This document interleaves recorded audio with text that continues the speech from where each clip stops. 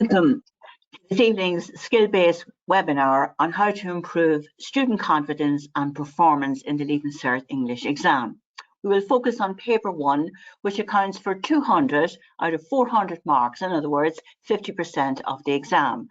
And we will be using our new language lessons book, in which there are all new sample answers, completely different from our previous book, Language Lessons.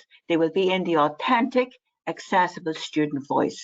And this evening, we will look at approaches on deconstructing an exam question, student engagement with a text, planning and structuring a response, the importance of delivering lively expression and differentiation. In other words, empowering our students to distinguish between what is a good answer and a weak answer.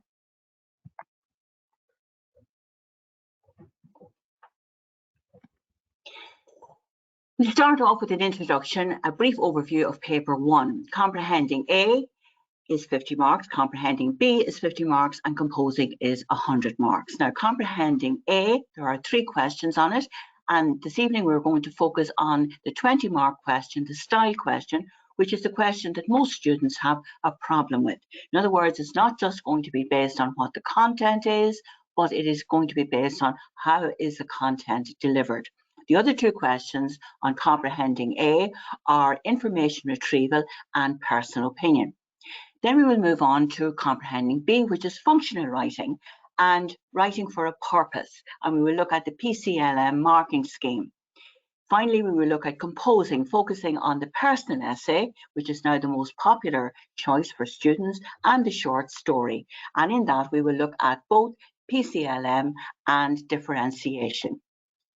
Now, looking at the comprehending A section, as we said, there are 3 questions on comprehending A, and we have 1 and 2, the information retrieval and the personal opinion are 15 marks, but number 3, the one we're going to do this evening, is worth 20 marks, which is the same as the prescribed poetry.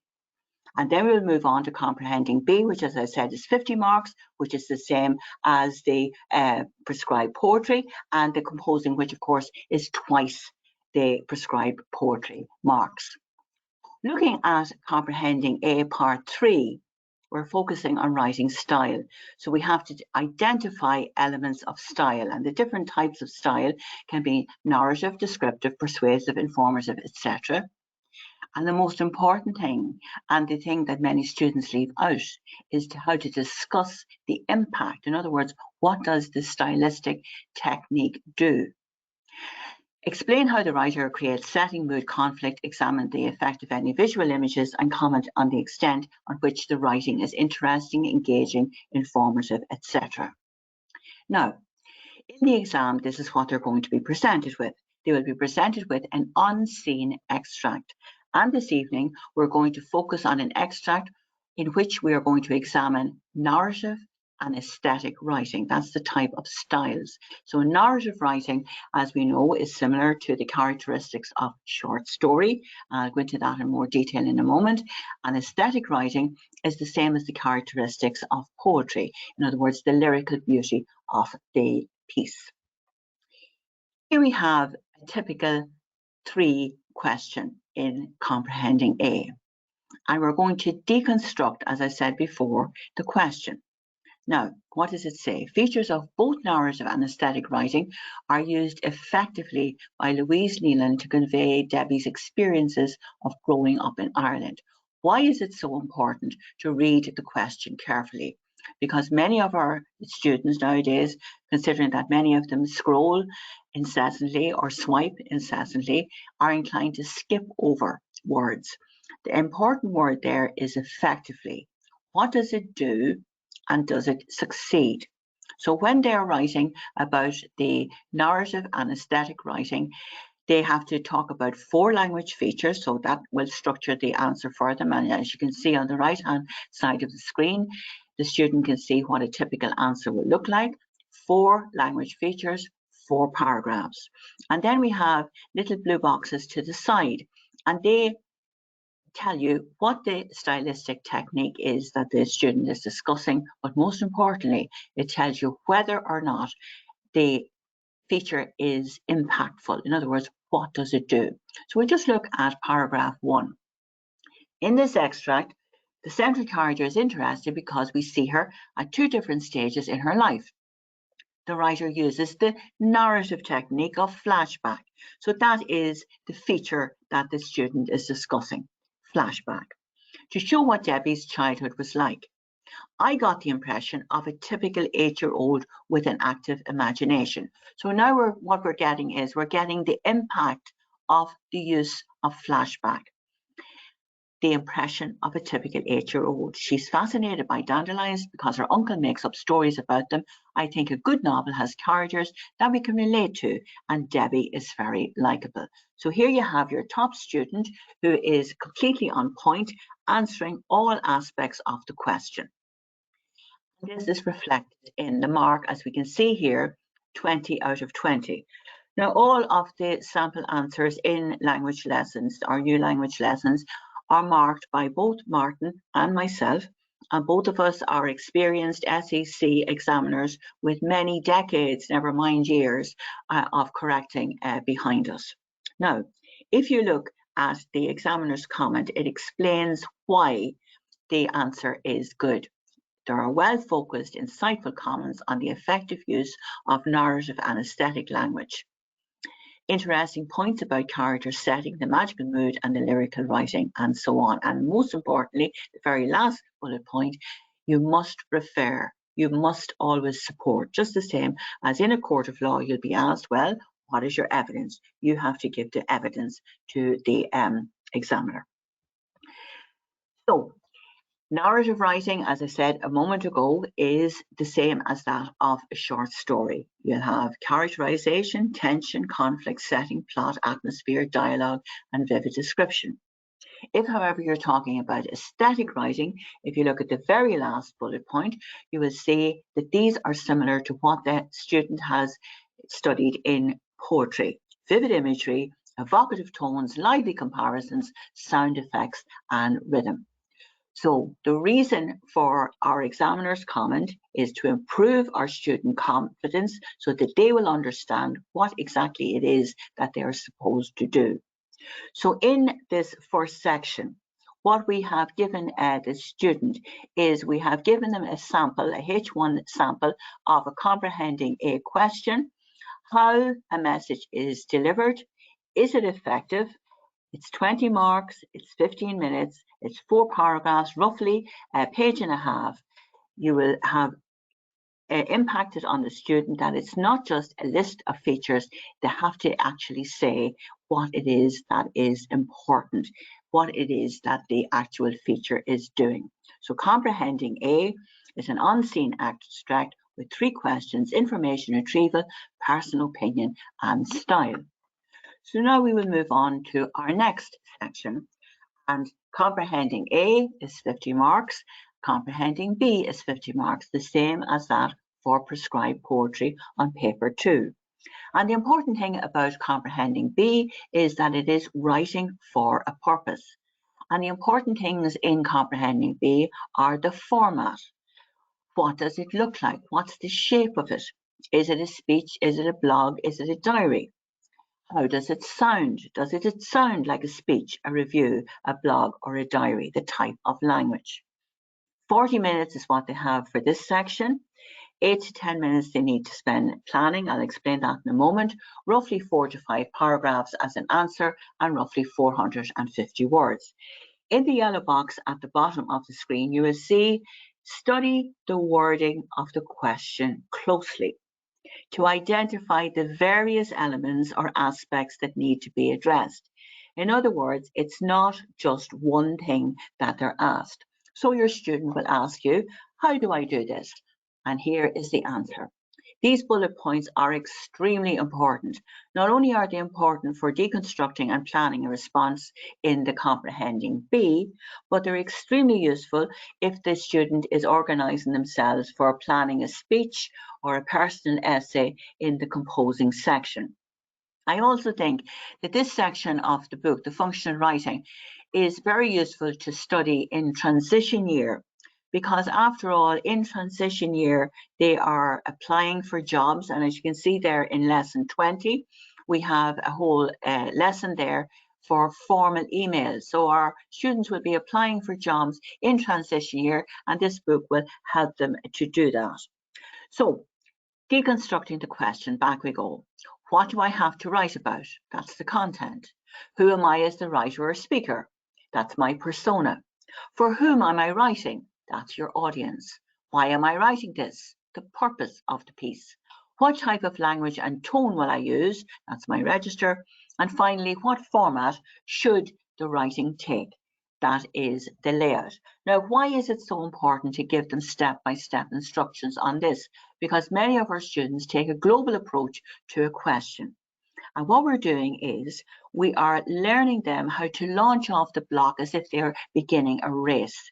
They're deconstructing a question. So what you could do is you could use the past exam papers and give them a section B question and ask them to go through those bullet points, a 10-minute exercise in class. So here we have the PCLM marking scheme, and some of us are very familiar with this, and many of us may be coming up against this for the very first time. So purpose is, are all aspects of the task being addressed? There are always more than one task in the question. Coherence, is the response controlled, paragraphed, and sustained? Do they keep it up? Language, is the writing appropriate to the task? Is it suitable? And finally, mechanics, spellings and grammar have to be accurate. So this is the type of question that we get in the exam. You have been invited to contribute a review of a film you saw recently for the series in your school magazine entitled It's Worth the Watch. The series will describe the genre and plot of the film, highlighting positive and negative aspects and arguing whether or not you believe this film is worth the watch.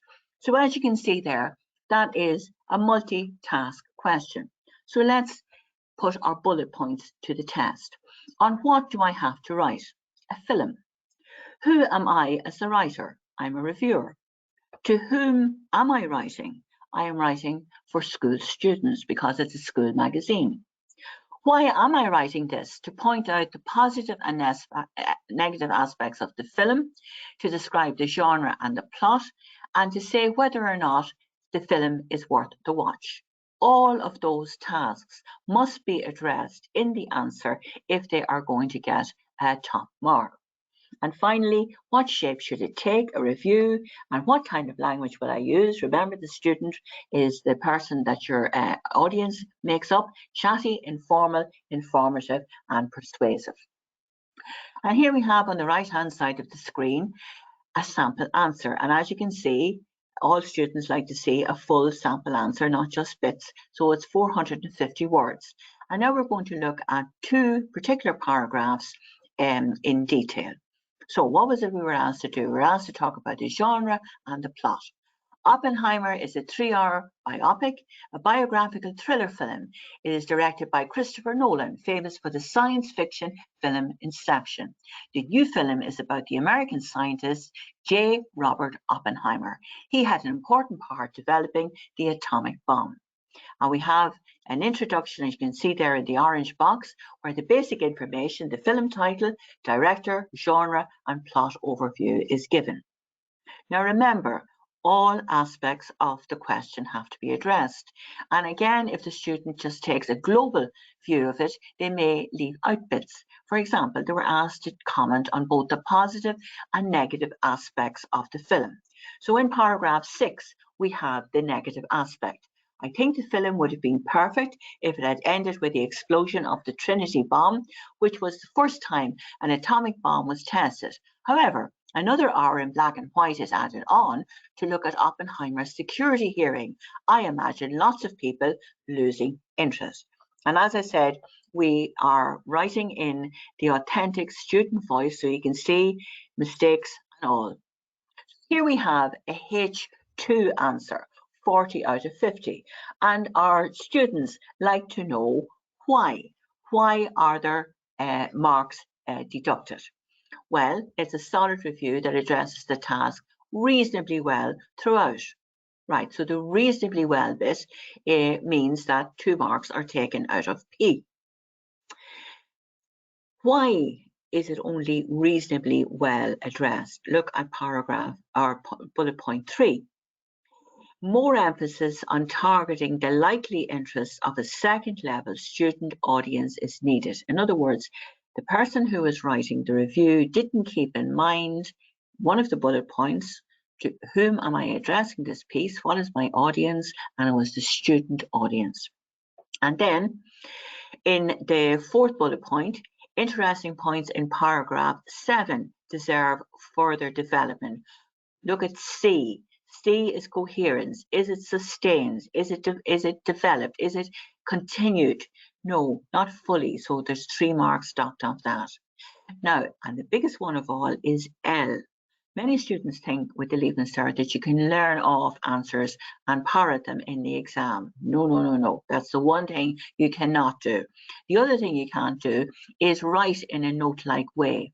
If you look at the second last bullet point, it says the expression is functional, but slightly repetitive and lacking freshness. So there's the marks. 4 have been taken off for L.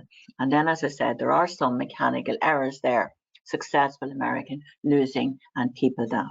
So it is very useful for students to see something which is realistically graded by experienced SEC examiners, and then the why. Why have the marks been taken off? So comprehending B is a section which really can build student confidence. When they have done section B, they will be able to say, I know how. I know how to pen a formal email for a job application. I know how to write a blog. I know how to write a review. Comprehending B, remember, has the same marks as the prescribed poetry. And to sum up, 400 plus words in 40 minutes. You're writing for a purpose. You use the bullet point plan to deconstruct the question. You must answer all the tasks in the question. Language matters, as you can see there, with the 4 marks being taken off L. And comprehending B fits our students to negotiate the busy world. And now we're on our last section, which is composing. And I cannot stress how important composing is. It is 100 marks out of the 400 marks. In other words, a quarter of the marks. And in the composing section, the grade of the student can be set. How long should it be? 850 to 900 words, because they're given 80 minutes. If they write a shorter answer, 700 words, they will be penalized. They are expected to spend about 10 minutes deconstructing the question and structuring the response. So let's see what the PCLM means in the composing section. So, clarity of purpose. Has the candidate engaged with the question? We're looking at relevance, focus, originality, freshness, clear aim, and understanding of genre. Coherence of delivery. We want a sustained response. Look at it. Continuity of argument, sequencing, management of ideas, use of examples, creative modeling. And then language.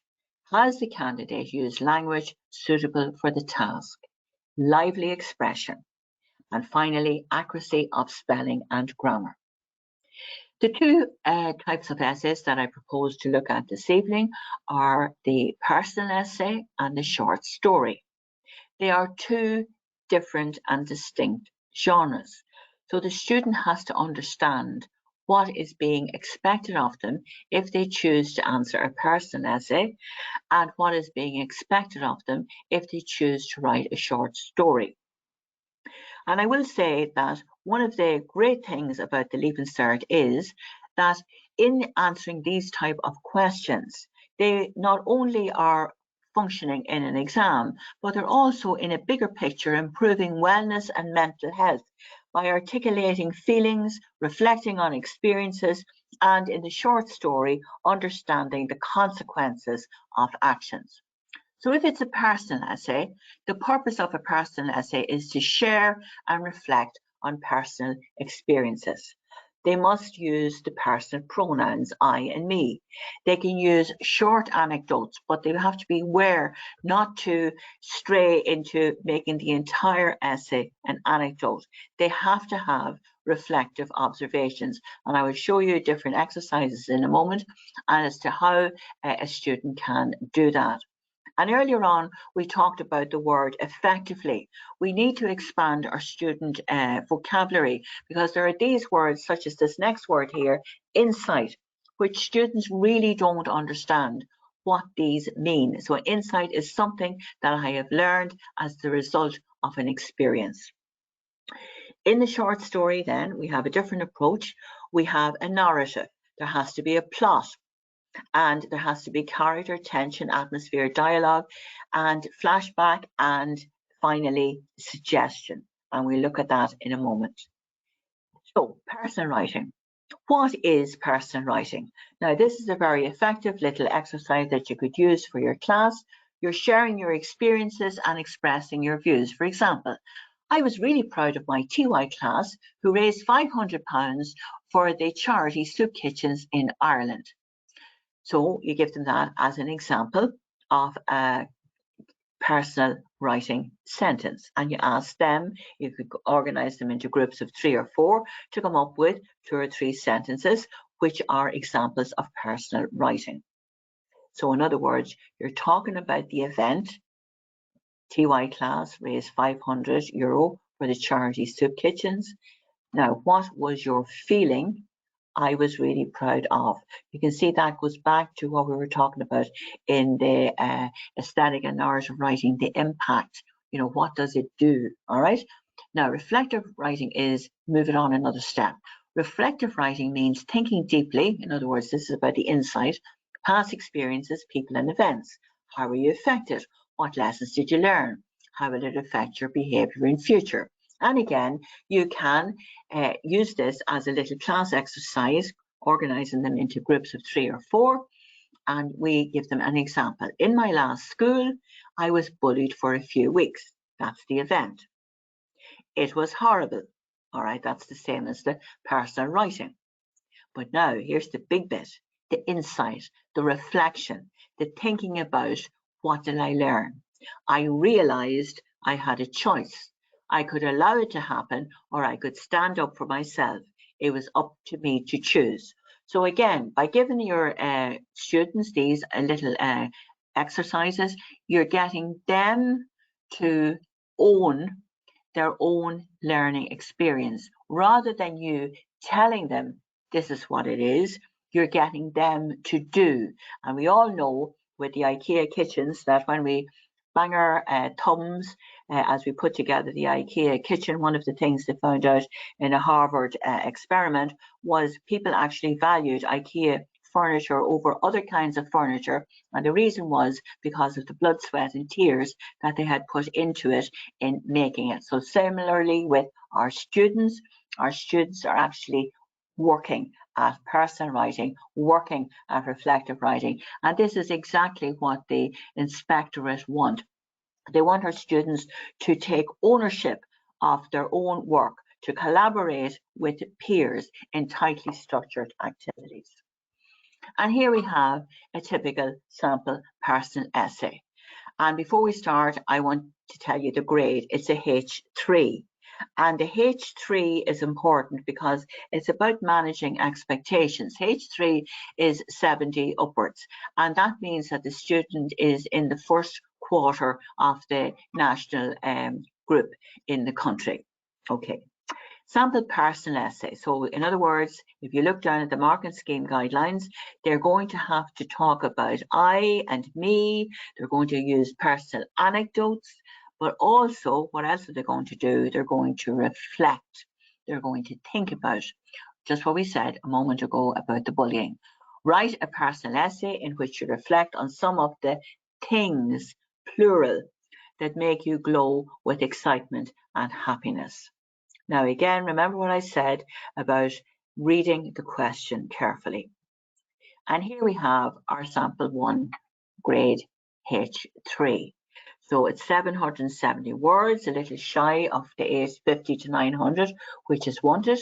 If we have a quick look at paragraph 4, you can see there in the blue box, the expression lacks control and is repetitive, just and totally are overused. So it's going to be penalised with L. But look at paragraph 8.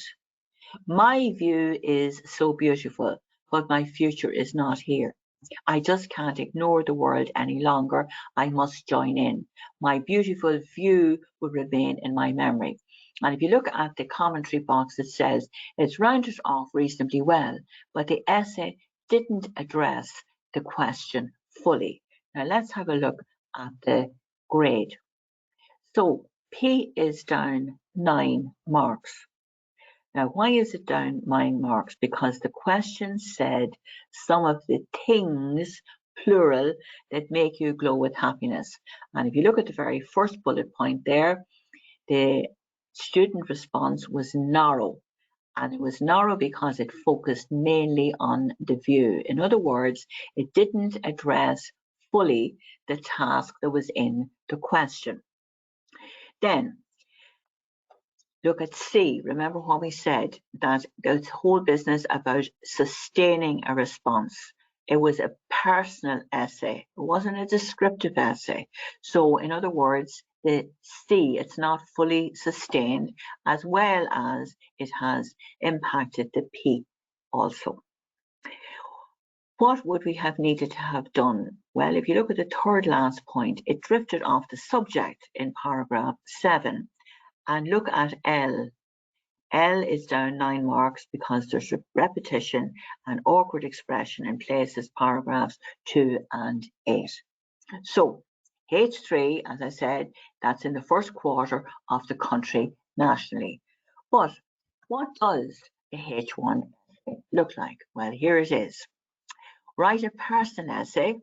Okay, so that's the I and the me and the reflection, in which you reflect on how uninteresting life would be without vibrant, charismatic people who add joy and inspiration. In your essay, you may refer both to people whom you know and to celebrities. So now what do we want? We want lively expression. We want a focus on all aspects of the question, and we want them to use the correct format, the genre, the elements of personal writing. And let's go and hear the real student voice, confident, bubbling, and full of enthusiasm. Monday morning blues, the raindrops drizzle down the window, another boring bus journey to another boring school day. I often think that most of life is routine, dull, and you guessed, boring. But now and again, life throws up a colourful, charismatic character who amps things up, adds a kick and a fizz to life, least when you expect it. And you'll see there by the commentary in the blue box, it's an atmospheric opening, which is engaging, inviting readers into the essay. And looking at paragraph 6, and now to the most truly extrovert character of all, our Maureen, the awesome canteen lady. We give her a big salute as we pass by. Her tattooed arm waves back and the tattoos are truly awesome. She returned after last year's summer holidays with $2,000 worth of tats after a break-up with her latest man, Toxic Bill. At least that was the big rumour. The principal was outraged, but we thought it was just truly awesome. Go, Maureen. When a nervous wee first year queues for lunch, Maureen is the one who notices someone needs a little TLC. She heaps on an extra dollop of curry chips. Get that inside you, she grins. The wee white face unscrunches a little. Good on you, Maureen. So, the bus journey provides a good structure for the writer's reflections. Now, I want to talk about the whole business about the difference between a personal essay and a short story. If you think of a personal essay as a necklace on which are hung various charms, or as a piece of string on which are hung various pictures, it is linear in shape. It doesn't go anywhere, unlike the short story, which is an arc, which has a beginning, a middle, a climax, and an end. So the student has to understand that it is a linear approach that is taken to the personal essay with personal reflection, personal pronouns, and in this case here you can see this is the H1, 91 out of 100. So the bus journey, which as I said to you is linear, provides a good structure for the writer's reflections. What do I notice? What have I learned? What do I now know? What's my insight? You have an effective use of illustrative characters. I just read out one about our Maureen, but there's many more in the answer. There could have been a little bit more reflection on their longer impact, but there is lively expression, and the organised focus response is sustained throughout, unlike the previous essay. And now finally we come back to a little bit of reality, which is the sample short story. Now, as I said, the short story is an arc in shape. It has a beginning, a conflict which has to be resolved in some shape or form. It'll end up in a climax in the center or near the center of the essay. So it is an arc shape. Again, from the point of view of mental well-being, it also suggests the various consequences that come about as the result of decisions that the student makes. Let's have a look at our sample short story. So there you see 740 words and about 10 paragraphs there. A very good opening to this short story. Now, remember what we said about sometimes the C has to be a sustained response. Now, remember also about a short story. What's the golden rule of a short story? You show the short story. You don't tell it. You let the reader see and hear it, and let the reader make up their mind as the story progresses rather than telling it. The opening is very good. All the trouble began in a chemist shop. I want to make a complaint, the hooded young teen said to the smart shop assistant. We don't take complaints at the counter. You have to email your complaint into our company's complaints section. This definitely angered the teen. I am making a serious complaint to you because you sold me this product under totally false pretenses, said the young teen back. But the assistant just repeated, just stand back and allow the other customers to be served. You can email your complaint into the complaint department of our company. So you have a setting, you have a conflict, you can see and hear the argument between the two. Now, where this essay falls down is in paragraph 9, where suddenly the student stops showing the story and starts telling the story. And suddenly the energy goes out of the story. A big crowd gathered. The young reporter for the local newspaper interviewed her. The young teen also posted her personal story on social media. It soon went totally viral, and so on. You have a list of events, if you look at the blue box, which are unrealistic, and the expression is awkward. And a useful little exercise would be to get them to rewrite paragraph 9, and instead of telling the story, showing the story. And we look finally at the grade, it's the H3, and we will see there that what is wrong. 22 out of 30 was slightly short. It's reasonably well handled, but the storyline is unconvincing at times, such as paragraph 9 that I referred to. Dialogue would have been more effective if it was laid out in paragraphs. You see that impacts on the L. And again, the language use is repetitive and the expression is awkward occasionally. So again, you will see that you have the authentic student voice. The samples are all marked, as I said, by SEC examiners, and the reasons for the marks being given or the marks being taken away are not only in the examiner's comment, but also in the blue commentary boxes beside the essay. So in the composing section, we have talked about the type of essay, the different tasks within the question, and the language used. So the student has to engage with a text and an exam. The exam examines the content, and that's the what, and the style, and that's how it's delivered. It is marked by PCLM.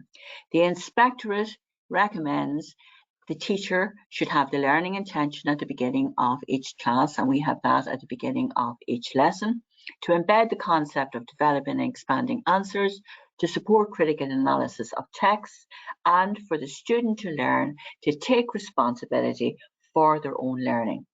The inspectorate recommended that teachers design structured tasks and activities, and in the 40 tightly structured lessons in new language lessons, we have given you that. And I'd like to thank you very much indeed for listening and tuning in this evening. And I'll hand back to Anita now. Thank you very much, Frances. Well done. You remind me why I loved English so much in school, and indeed why I love my English teachers. But anyway, so really informative presentation. Thank you. I thought there was a lot of very helpful and practical insights there into the working of paper one, the paper one exams. So hopefully our attendees found that helpful. I'm going to invite Martin on with us now. He is going to join us for the questions, and there's the man himself. Hi, Martin. Great. So look, what time are we at? So we'll just we'll hop straight into the questions if that suits you both. Quite a few coming in. So maybe just to get you settled in, Martin, I will just take the first one here. So Stacey is asking Frances. She said, "Thank you very much. Great presentation. Book looks great, and how does she get a sample copy?" So Stacey, the samples have gone out to all the schools, so if you check with your head of department, that's probably a good place to start. But a really handy thing to say is that the full online book is available on gileducation.ie at the moment. If you just go there and scroll down to the digital resources, you'll be able to see the full book online from this evening right after the talk, so you might want to check that out. Okay, great. So we have another question in here. Michael is asking how much importance do examiners place on the length of answers? Which of you would like to take that? I'll give Frances a break. Well, I think there is no specified length, word length, but in many cases, I think if an answer is noticeably short, examiners may raise questions themselves about development within the bulk of the answer, the main course of it. And this, of course, links in to the PCLM. That's the C part of sustaining a response. So I think responses that are very short risk being penalized for lack of development. All of it comes down really to key time management. And it's a very long exam, really, paper one, 2 hours, 50 minutes. So in general, most students find that if they spend about 45 minutes on comprehending A, where there's a lot of reading involved, that should be enough to answer the 3 short questions. With B, comprehending B, it's a little less demanding in terms of there's no reading needed, you're writing for most of the time. So it's possibly 35, 40 minutes should be enough to do a good quality answer in 400, 450 words. Some of the ones that Frances read would have been around that. And then for the important composing question, that's where I suppose twice the average from the comprehending B would kick in. So about 75, 80 minutes should be enough to do in a very effective essay or short story of about 800 plus 900 words. But every student is unique and anything can happen, and sometimes does. But the good news is that when an examiner has a question about length being an issue, they will probably share that with an advisor, and a second opinion will be sometimes a third opinion. And a short answer could be fine, succinct and brilliantly done. It may not be fine, it may be poorly developed, but the SEC, I would think, in general, put a lot of effort into making sure that every answer is properly, accurately, and fairly marked. And that's for everyone. Okay. Great answer, great insight, Martin, thank you very much. So we have another one then from Lorraine, who asks, how common is it for students to lose marks by not reading the questions closely? Right, Anita, I'll take that question. It's very common, and part of the problem is that many students take a global approach to the question, which is the reason why I gave you that little bullet point deconstruction of how to work out how many tasks that there are in the question. And we saw there that the student in the Oppenheimer review actually lost some marks because the review wasn't pitched correctly towards the student audience. So it's very important that they closely read the question. Now you have to sell that to the student. So the way that I often explain it is, you go into a bun shop and you order 12 pink buns, and you say you want them ready for the next day, and you come in and yes, there are 12 buns, but now they're blue buns. Well, you're going to be a very dissatisfied customer, and you're not going to do business with that owner again. And that's the reality of close reading of a question. It matters. It matters when a doctor is looking at a diagnosis. It matters in a court of law. It matters in business. Close reading is all important. Very good answer, Frances. Very succinct, thank you. Yeah, great.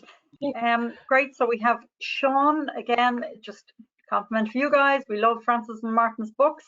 If we're already using their poetry and Shakespeare, is there a deal on this book? So that's obviously more one for me. So yes, to say absolutely, if you just get in touch with your local rep, they will talk you through, Sean, the options for your school, you know, that are available, certainly if you're using the other two books. So absolutely get in touch. So, okay, I'm just checking my time again here now. So we've time for another couple of questions probably. So Veronica asks, how much detail should I go into with my students about the PCLM? Well, in most cases, I think teachers are already using PCLM to mark substantial work, particularly compositions. And it does make sense for students to be aware, reasonably aware of what's involved and how they will gain or lose marks. They have to get past the jargon of the PCLM, unfortunately, and it's not the most brilliantly titled piece of work, but the guidelines in there are absolutely crucial. The PCLM is the marking scheme in its essence, and I think it's important that everyone has you'll feel a lot more confident if you're aware of what's expected from you and you're using your time effectively in the exam and indeed in practice. Without going over it, Frances went through a lot of the various explanations of it, but I suppose clarity of purpose, the P, is by far the most basic mark. It involves engagement, focus, taking on the question and making sure that all aspects of it are answered and the right genre and register is maintained. It's the biggest mark of all the 330s going. So whatever an examiner awards for P will not be exceeded by C or L. So it's crucial. I think in some of the essay examples, the H3 was determined early on in a way because of the immediate response to the question. If P is answering the question, C is continuing to answer it over the course of the main body of the answer. And this is the development of the arguments or ideas, or if it's a short story, the plot line coming through the storyline. And I think it's the two are very closely linked, but the P is fundamental and area, and that's where I think marks are really gained or lost. So it's got, then finally the L, of course, with language, turn of phrase, fluency, varied expression, all of these things. The memorable phrase often stands out for a teacher, as opposed to note-like work that is fairly mundane, but or repetitive. So, I mean, all of them go together. The accuracy of mechanics simply deals with spelling and grammar and gets that problem out of the way fairly quickly. But like everything else, it's a kind of a distraction for examiners, and the fewer of those we have, the better. So if you can forget about a student's confidence in writing accurately, it allows you to concentrate on the very good things happening in the main body of the essay, the 90% covered by PCLM.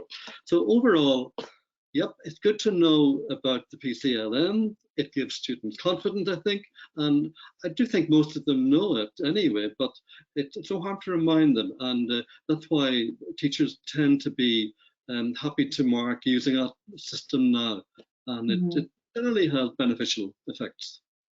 Okay. Okay, so I hear you saying at the beginning it's probably not the most engaging thing for students, but actually it is crucial to getting their marks. And so if you can get them to embrace that and understand it, and if teachers are practicing it all the time when they're answering the questions, then students will get a better understanding of it as time goes on. Okay, great. Sorry, Martin? Right, they won't be wasting their time really, so they'll feel a lot better that the writing is effective and will be rewarded.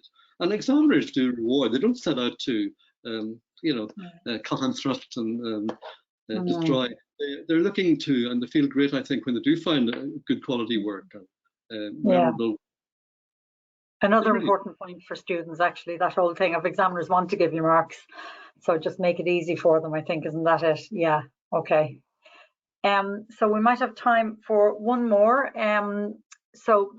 Should we still be, sorry, this is Patricia asks, should we still be practicing written responses to comprehending B and composing questions right up to the exams? Well, good question, really, because sometimes there's a bit of panic towards the end, and overdoing last-minute written work can be counterproductive sometimes. But I think, as always, I would be on the side of teachers, and it comes down to following the advice of experienced teachers who have been working with students for over a year and a half, and who will be able to judge the right amount to do. But yeah, I would think a reasonable, whatever that means, but a reasonable amount of time spent practicing key questions on comprehending B, say, and on compositions, and working from your strengths too. No point in an examination hall deciding to write a first short story of your life. I think you do what you're good at, and you kind of stay on the side of realism there. Speaking of which, it's good to practice written work under realistic exam time conditions. So you get 80 minutes roughly for an essay or a composition of some kind, discursive or descriptive. And as I said, you should really, all teachers tell students this anyway, you should play to your strengths and make sure that you can be confident that if you've been successful at doing a personal essay 4 months ago, you can probably do it again just as well. And the really good news is that most anecdotal evidence suggests that students do better, or certainly as well as they expect in the exam. And many of them do so much better. So I think keep calm, keep confident, and follow your teacher's advice. What can possibly go wrong? We wish everybody the very best, of course, Fantastic, great. Okay, so thank you very much for that, Martin, for joining us. Francis, thank you again very much for a great presentation. So I think we're going to leave it at that for questions this evening. So just to say, any we didn't get to, your rep will get back to you, and if they need to go back to Martin or Francis before they get in touch with you, they will do so. Just a few housekeeping notes then. Tomorrow you're going to get an email from us with the resources that we've promised you for joining us this evening. So that's going to be 3 sample revision lessons, which are brand new lessons, not on the book, or not in the book as far as I understand, guys, and not online, so anywhere. So they're brand new lessons, and all attendees are going to get those. You'll also get a recording of this evening's webinar, and you'll get a link to new language lessons on the website, where you'll be able to check out the book online, as I mentioned to you earlier on. And you'll also get a link to contact your rep. So if you have any other questions for your rep, they're on hand to answer any questions you have. So please do get in touch. And we'll announce the 5 winners of the spot prizes in that email as well. So again, a final thank you to Francis and Martin, and thank you everybody for joining us this evening, and good night, and I hope you enjoy the rest of your evening. Thank you.